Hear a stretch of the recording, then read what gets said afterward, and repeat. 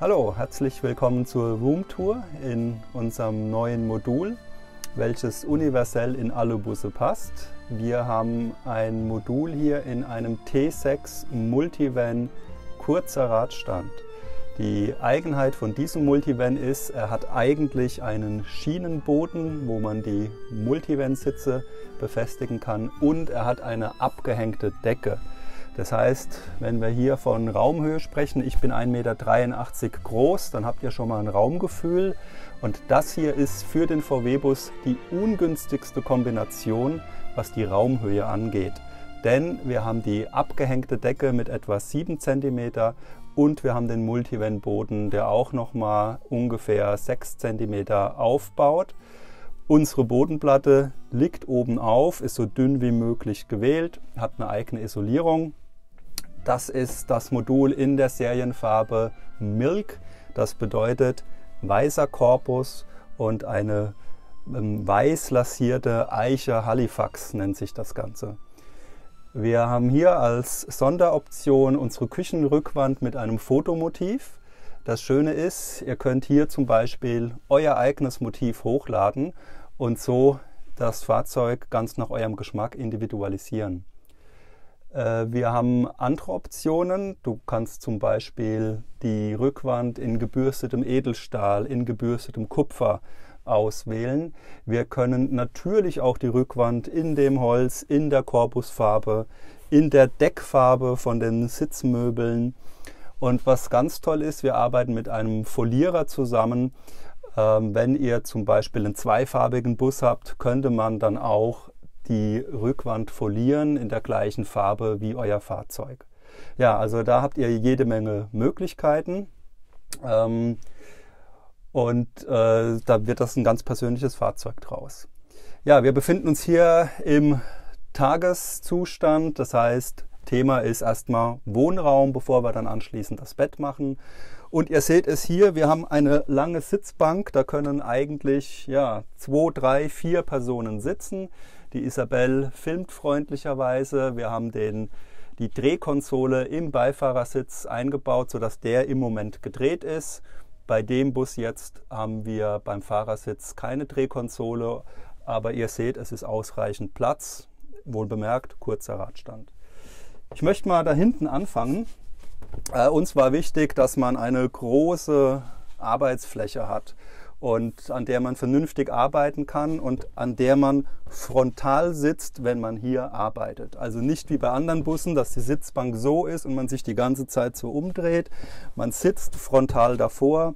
Wir haben hier das große Waschbecken mit einer Glasrückwand, einem klappbaren Wasserhahn, und das ist wirklich ein tiefes Becken, 15 cm tief, 42 x 32 cm breit, also eigentlich etwas, was man normalerweise in der VW-Bus-Klasse gar nicht vermuten würde. Und hier haben wir unseren Primus-Kocher. Ihr seht, man kann hier den Deckel aufmachen, hat dann gleichzeitig den Spritzschutz. Wir haben hier den Primus-Kocher drin, den kann man hier an der Unterseite auch noch Höhen verstellen, sodass ihr im Prinzip die Wahl habt. So, er klipst jetzt hier ein und ist relativ hoch. Wir haben hier die Version verbaut mit dem ausziehbaren Heckkocher, sehen wir gleich von draußen. Wir haben uns für den Kartuschenkocher entschieden, weil ihr den auch mitnehmen könnt, wenn ihr irgendwo am Fluss in der Natur seid. Hier passen 2 Gaskartuschen rein, die hier auch fixiert werden können, sodass das während der Fahrt sicher verstaut ist. Unter der Spüle haben wir unseren Stauraum. Wir haben hier 2 asymmetrische Schranktüren. Die sind deshalb asymmetrisch, weil wir ja den Küchenblock verschieben können und dass man zumindest die kleinere Tür noch öffnen kann, wenn ihr zum Beispiel hinter dem Küchenblock euer Surfbrett habt. Dann haben wir hier oben drüber die Schublade mit Soft Close. Wir haben übrigens gegenüber unserem Prototyp auch neue Knöpfe verbaut. Das sind auch Push-Buttons und der Unterschied ist, dass man hier nochmal wirklich verriegeln muss. Jetzt ist das Ganze verriegelt und die haben einen wesentlich robusteren Schließmechanismus. Gut, hier vorne ist der Kühlschrank. Das ist ein 42 Liter Kompressorkühlschrank. Der hat sogar die Ausführung, dass er hier ein Eisfach hat. Also sie ist wirklich ein großer Kühlschrank, wo große Getränkeflaschen reinpassen. Und ganz wichtig, er kommt auch nachts an den Kühlschrank. Das ist mit der Grund, warum wir den nach vorne öffnend gemacht haben.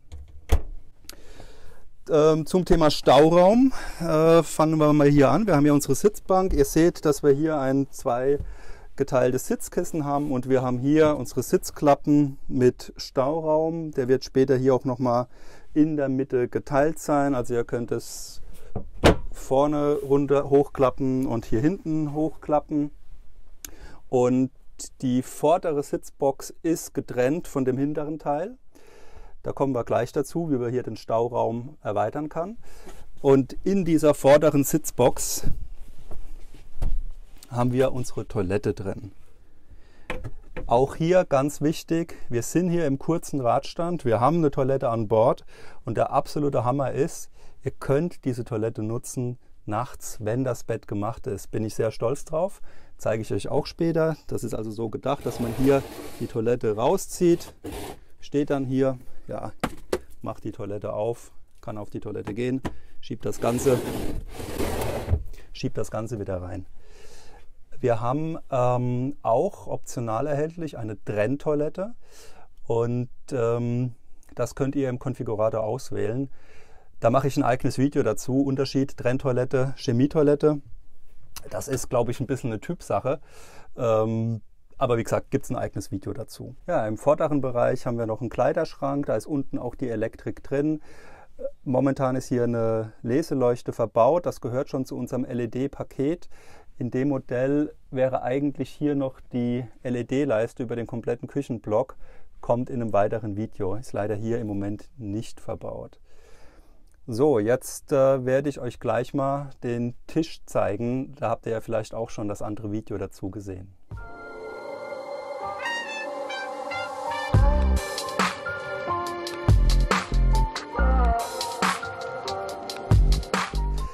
Jetzt habt ihr mal die andere Perspektive. Ich bin immer wieder erstaunt. Wir sind hier im kurzen Radstand. Das hier ist der komfortabelste Sitz und ein wesentlicher Merkmal gegenüber unserem Prototyp-Modul ist, dass wir die Küchenzeile und die Sitzbank in ihrer Position getauscht haben. Und mit ein Grund war, dass wir hier einen flexiblen Tisch entwickelt haben, der die vorderen Sitze mit der hinteren Sitzgruppe integriert. Und auch hier haben wir ein System gefunden, das komplett frei im Fahrzeug bewegbar ist, was höhenverstellbar ist, wenn ihr ein Aufstelldach verbaut habt. Und das Allergeilste, ihr könnt das auch als Außentisch umfunktionieren. Seht ihr auch in dem anderen Video. Jetzt zeige ich euch erstmal, wie das gemacht ist. Der Tisch ist hier während der Fahrt sicher hinterm Fahrersitz verstaut. Und hier in dem Schrank haben wir eine kleine Befestigungsschraube. Die schrauben wir auf, dann ist der Tisch frei. So, wenn wir hier den Schrank wieder zumachen, nehmen den Tisch hier raus. So. Und jetzt, das ist ein bisschen Systemarbeit hier. Wir haben nämlich gleichzeitig noch unseren Fahrradträger hier mit dran. So. Da muss man ein bisschen systematisch hier vorgehen. Wir gehen als erstes hin und nehmen den oberen Teil ab. Hier wäre es ganz gut, wenn man vielleicht mal einen kleinen Tropfen Trockenschmiermittel drauf macht. Man könnte theoretisch den Tisch dann auch irgendwie insgesamt machen, befestigen. Ich finde es einfach, wenn man kurz in die 3 Einzelteile zerlegt, weil dann einfach alle diese Elemente für sich genommen ein bisschen einfacher zu handhaben ist. Ja, ihr seht es hier, man kann den Tisch hier schon mal in der Höhe einstellen. Und dann haben wir hier diese Klemmen, wo man ihn im Prinzip einfach in der gewünschten Höhe befestigt. So, hier seht ihr schon, das ist ein Erweiterungsteil. Wir haben hier eine Airline-Schiene dran gemacht und haben hier eine Eigenkonstruktion für einen Fahrradträger gemacht. Natürlich ist das in der Serienversion nicht so und der Fahrradträger muss auch nicht hier dran sein. Er kann aber dran bleiben und das ist das Gute. Und deshalb haben wir ihn hier jetzt fürs Video auch einfach mal dran gelassen. Ne? So, ihr könnt dann hier einfach das draufschieben. Und dann wird der Tisch hier mit diesem Zapfen hier oben auch wieder aufgelegt, ja, reinrutschen lassen. So. Jetzt kommen hier die Tischauflagen zum Einsatz. Das Ganze wird umgedreht und ihr habt euren Tisch. Und jetzt passt mal auf, ich sitze jetzt hier ganz hinten und wir haben den Tisch asymmetrisch befestigt. Das heißt, ihr dreht den Tisch hin, wo ihr wollt. Der ist komplett frei bewegbar im Fahrzeug. Ihr könnt ja auch hier diesen Sitz auch noch drehen und könnt dann wirklich hier zu dritt an diesem Tisch, an dieser Sitzgruppe sitzen, auch wenn ihr hier eine Doppelsitzbank habt. Und jetzt kommt's, wir haben Kritik bekommen, dass das Schöne an dem schwarzen Modul, was viele im Video gesehen haben, diese tolle höhenverstellbare Arbeitsplatte war. Das ist auch super, ich habe es ja schließlich selbst entwickelt, aber der Tisch ist noch im Raum frei bewegbar und das war mit ein Grund, warum wir uns dafür entschieden haben, weil wir hier eine noch höhere Flexibilität haben. Ich habe es gerade schon gesagt, Thema Höhenverstellung, wenn ihr ein Aufstelldach habt. Und jetzt passt mal auf, wir können den Tisch, ich komme mal ein bisschen näher, nämlich genauso wie früher bei dem alten Modul hier parallel stellen. Das heißt, ihr könnt auch, wenn ihr hier jetzt auf dieser Sitzbank sitzt, wie im alten Modul, das Ding hält 25 Kilo aus, frei bewegbar. Ihr habt kein Bein, was irgendwie am Boden befestigt ist. Also ihr könnt euch immer unten drunter komplett frei bewegen und ja, macht hier das Essen, fährt den Tisch darüber. Einer sitzt hier, einer sitzt dort, wie auch immer. Also ich glaube, man sieht ganz gut, der Tisch ist wirklich flexibel und was den Außentisch angeht, schaut euch bitte das andere Video an. Und ja, ist eine tolle Sache. So kann man wieder abbauen. Diese Schraube, wer sich daran stört, die kommt natürlich weg. Wir hatten kurz vom Video, die Schraube ist normalerweise da hinten dran und steht natürlich nicht hier so raus. Tut mir leid, ist noch ein bisschen nicht ganz Vorserie.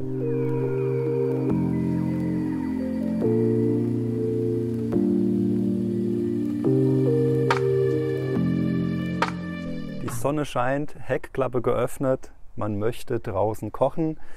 Mit unserem Heckkocher ist das möglich. Wir haben hier den Schwerlastauszug mit einer Verriegelung verbaut.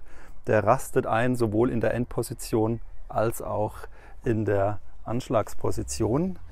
Wenn man den Hebel drückt, kann man die Platte rausziehen. Jetzt hört man es gleich, eingeklickt. Ja, und dann kann man hier unter der Heckklappe kochen. Die Arbeitsplatte hier könnt ihr hoch und runter klappen, könnt ihr dann auch noch Sachen reintun oder natürlich als Arbeitsfläche nutzen. Und der Vorteil ist ganz klar, man kann hier im Stehen arbeiten, die Gerüche ziehen ab und nicht ins Fahrzeug, es sei denn der Wind kommt von da. Oder auch wenn es mal regnet, seid ihr hier so ein bisschen geschützt. Das ist eine tolle Option. Und hier auch wieder entriegeln, reinfahren, einklicken, fertig. Unten drunter haben wir unser großes Staufach. Da haben wir einen 30 Liter Frischwassertank drin. Oben ist noch jede Menge Platz für eure Campingsachen, was auch immer ihr da reinstecken wollt. Hinten ist noch der Kompressor drin. Den haben wir nach hinten gelegt, damit ihr in dem Fach, wo ihr vom Innenraum aus dran müsst, mehr Stauraum habt. Ihr habt vielleicht schon auf der Webseite gesehen, dass wir hier im Innenraum ein Fahrrad haben. Ich habe auch vorhin das Thema Fahrradträger angesprochen. Das ist diese Airline-Schiene an unserem Tischausleger mit einem selbstkonstruierten Haltesystem. Und das Fahrrad kann man hier in den Mittelraum stellen. Wird dann unten hier an den Airline-Schienen noch das Vorderrad und hinten das Hinterrad fixiert.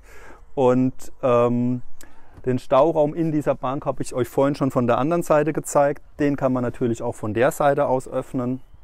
Und was super ist, wenn ihr jetzt zwei Fahrräder oder irgendetwas anderes transportieren will, dass man diese Sitzbank zusammenklappen kann. Ihr habt hier vielleicht auch gesehen, dass hier noch ein zweiter Tischhalter ist. Und mit diesem zweiten Tischhalter könnt ihr diesen Tisch 90 Grad Arm auch hier hinten befestigen, um hier sicher jegliches Art an Gepäck zu befestigen. Und in Zukunft wird es oben noch eine Heavy Load Schiene geben, die sich über die komplette Länge des Küchenblocks erstreckt mit einer Airline-Schiene. Und die ist dann mit zwei Beinen befestigt. Und dann ist im Prinzip alles möglich. Da könnt ihr Taucherflaschen dran befestigen, da könnt ihr Golftaschen dran befestigen, größere, schwerere Dinge. Und jetzt zeige ich euch mal, wie schnell das geht, wenn man diese Sitzbank verkleinert, um den Mittelgang breiter zu machen. So, also ihr nehmt erstmal die Sitzpolster weg. Hier haben wir übrigens das Sitzpolster in kaschmirfarbenem Filz. Gibt es in verschiedenen Stoffen. Das seht ihr in unserem Konfigurator. Ja, ihr klappt einfach hier die Klappe nach oben, legt das erstmal auf die Seite. Jetzt kommt der Gag. Ihr schiebt das Ganze hier zusammen und der Deckel findet genau hier in der Mitte Platz. Und ja, dann können hier 2 Fahrräder rein, genug Platz für die Pedale. Wenn ihr noch mehr Platz braucht, bei uns sind alle Möbel mit Möbelverbinder mit der Bodenplatte befestigt. Ihr wisst ja bereits schon, unser Modul geht keinerlei Schraubverbindung irgendwie mit der Karosserie ein, kann rückstandslos ausgebaut werden. Diese Möbelverbinder werden mit einem Schraubenzieher 90 Grad Drehung einrasten, ausrasten und dann kann man einfach dieses Element rausnehmen. Genauso könnt ihr vorne die Sitzbox rausnehmen. Und natürlich kann man auch diesen Küchenblock rausnehmen, wenn ihr super viel Stauraum braucht. Alle Verbindungen sind eingeschraubt mit Rampamuffen und mit Maschinenbauschrauben. Das heißt, wir haben ja keine einzige Spaxschraube verwendet. Alle Elemente können beliebig oft montiert und demontiert werden.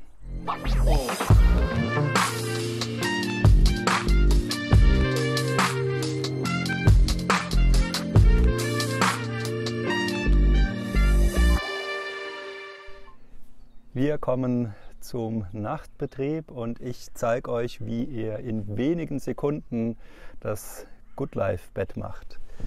Zunächst müsst ihr den Küchenblock entriegeln. Das geht ruckzuck. Und jetzt passt mal auf, ihr zieht einfach an diesem Hebel. Der Küchenblock fährt rüber. Das Bett klappt um. Die Betterweiterung klappt sich aus, die Matratze klappt auf. Wir haben hier noch ein paar Clips eingebaut. So. Und jetzt ist es so, dass wir die Matratze, sieht man das? Dass wir die Matratze hier unten, seht ihr, haben wir eine Metallschiene eingebaut. Und die dient dafür, dass die Matratze im senkrechten Zustand gehalten wird. Und die ist gelagert. Und wenn ihr die hier entlang fährt, dann schließt die hier flächenbündig ab. Und dann haben wir hier, seht ihr hier, Riegel eingebaut, damit der Lattenrost natürlich sicher hält. Das mache ich jetzt gerade mal. Hier 2 Riegel. So, und jetzt könnt ihr die Matratze ein bisschen rüberrütteln, einmal draufschlagen, draufklettern, hinten draufschlagen und dann habt ihr das Goodlife-Bett. Die Bändel mache ich mal da unten rein. So, wir haben hier unsere Serienmatratze aus einlagigem Kaltschaum, an der Oberfläche unsegmentiert und es gibt 2 Versionen von der Matratze. Wir arbeiten gerade noch an einer Luxusmatratze, die aus dreilagigem Schaum besteht. Dreilagiger viskoelastischer Kaltschaum, haben verschiedene Funktionen, nochmal 1 cm dicker, insgesamt dann 16 cm Bettaufbau.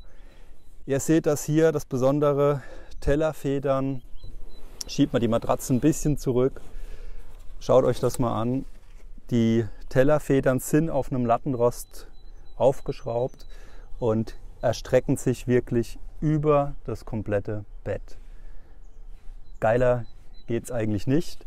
Wir haben damit insgesamt eine Bettgröße von 1,60 Meter auf 2 Meter. Wir sind hier im kurzen Radstand und ihr seht es selbst, ich gebe es zu, es ist nicht für jedermann hier durchzugehen. Aber ich sage es nochmal, ich bin 1,83 Meter und ich kann mit 1,83 Meter hier rausgehen. Und ich war ehrlich gesagt selbst ein bisschen überrascht, als wir den kurzen Radstand gemacht haben, dass man hier noch zur Schiebetür rein und rausgehen kann. Und wir filmen gleich mal von der anderen Perspektive von innen, wie das hier ausschaut, dass man nachts noch auf die Toilette gehen kann und auch noch an den Kühlschrank kommt. Hier hinten, seht ihr, hat sich ein riesiger Stauraum gebildet. Vielleicht, wenn du mal ganz kurz hier mit der Kamera reinsaust. Hier unten sind unsere Teleskopauszüge. Hier ist die Bodenplatte beim Multivan mit der Schiene befestigt. Das ist einer von 4 Befestigungspunkten. Hier hinten haben wir die Energiekette, die die Stromversorgung gewährleistet. Hier haben wir den kompletten Stauraum, damit ihr hier noch an euren Wagenhebern alles drankommt. Und ich habe es im Video versprochen und hier ist der Beweis.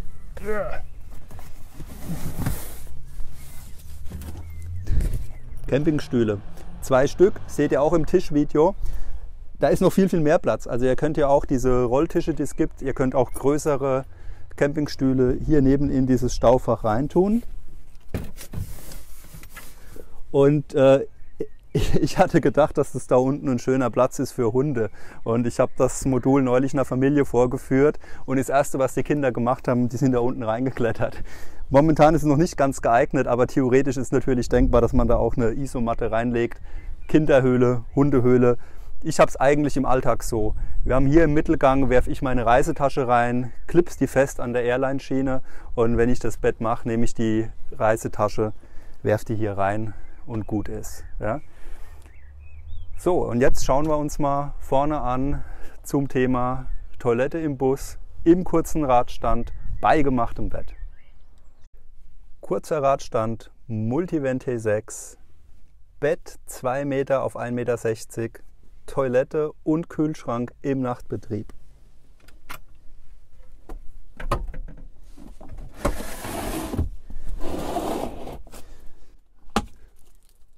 Zu Demonstrationszwecken begebe ich mich mal auf die Toilette, um zu sehen, ich bin selber total begeistert, weil ich es am Anfang bei der Entwicklung nicht geglaubt habe. Ich habe am Anfang das Modul komplett für den langen Radstand entwickelt und dann habe ich gedacht, schauen wir mal, wie viele Abstriche wir machen müssen, wenn wir zum kurzen Radstand geht. Also, dass ich mich im kurzen Radstand bei einem 2 Meter Bett mit dem Luxusbett auf eine Toilette setze, ja, das ist einfach super. Vielleicht thematisch nicht ganz passend, aber ich sitze hier auf der Toilette und ich kann direkt einen Kühlschrank öffnen. Oder umso besser passend. Schaut euch das mal an. Ihr könnt euch nachts hier Getränke rausholen. Sorry, dieser Strom ist gerade nicht angeschlossen, deshalb ist da kein Licht drin. Und jetzt kommen wir auch noch mal dazu, dass ich schwenke hier gerade mal da unten rein. Schaut euch mal diesen Stauraum an. Ja. Also das ist die Hundebox oder Gepäck. Das heißt, auch wenn ihr eine Reisetasche habt, ich habe ja vorhin von hinten gezeigt, dass man die Reisetasche von hinten rein tut. Und, aber ihr kennt das. Ihr seid im Bett, ihr habt irgendwas noch in eurer Tasche und ihr wollt da dran. Und wir haben wirklich bei der Planung darauf geachtet, dass ihr, egal welche Situation ist, ihr immer maximalen Zugriff auf euer Gepäck habt. Das halte ich für ein ganz wichtiges Thema. Gut, jetzt mache ich mal das Bett zurück. Und dann zeige ich euch auch noch, wo eigentlich der Schlafsack hinkommt. Denn auch für den haben wir einen Platz gefunden. Nämlich neben die komplette Seitenwand ist Stauraum. Wir haben hinten gesehen Campingstühle. Der vordere Bereich ist für Schlafsack, Kopfkissen, Nachtwäsche. Wunderbar. Aber wir sehen hier die komplette Reihe Tellerfedern. Wirklich perfekte Bettauflage bis zum Rand von eurem Bus. Und hier in dem vorderen Bereich haben wir unser Staufach für die Bettwäsche. Da klappt ihr das hier hoch und dann könnt ihr hier einfach euren Schlafsack, euer Kopfkissen reinstopfen, rausholen, Matratze drüber schieben, gut ist. Das ist im Prinzip unsere Idee, wie wir den Raum vom Bus perfekt nutzen. Jeder VW-Bus hat neben bisschen eine andere Kontur, andere Verkleidung und deshalb ist es für uns der perfekte Platz für etwas Flexibles dann hier einzusetzen, um die Seitenkonturen vom Gepäckvolumen perfekt zu nutzen. Also einfach wieder reinstopfen. Hier ist Platz für 2 Schlafsäcke und ja, dann ist das untergebracht. Jetzt zeige ich euch mal, wie man das Bett wieder in den Tagesbetrieb macht. Wir entriegeln das Ganze. Dann haben wir hier unten den kleinen Hebel. Ja, ihr erinnert euch, das ist unser Matratzenhalter. Und klappen die Matratze um. Und jetzt drehen wir einfach das Bett. So, und die Sitzbank fährt zurück. Das Blöde ist, wir stehen hier gerade ein bisschen schräg, da müsst ihr ein bisschen mehr Kraft aufwenden. Ja, Verriegelung rein, eingerastet. Oh, habt ihr schon mal so schnell euer Bett gemacht? Frühstückspfanne raus und ab geht's in einen schönen Urlaubstag.